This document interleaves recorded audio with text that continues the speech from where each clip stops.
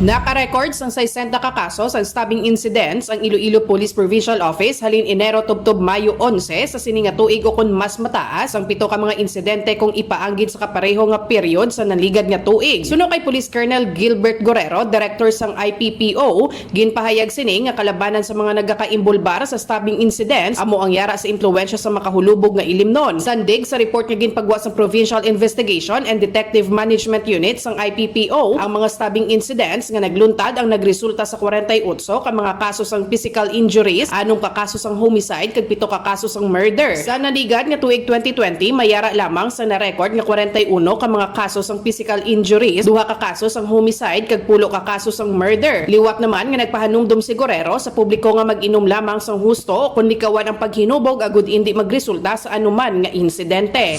Report gikan sa probinsya sang Iloilo, ini si Karen Badilla nagabandera sa matuod nga serbisyo publiko kag kalingawan sa Iloilo, Radyo Bandera.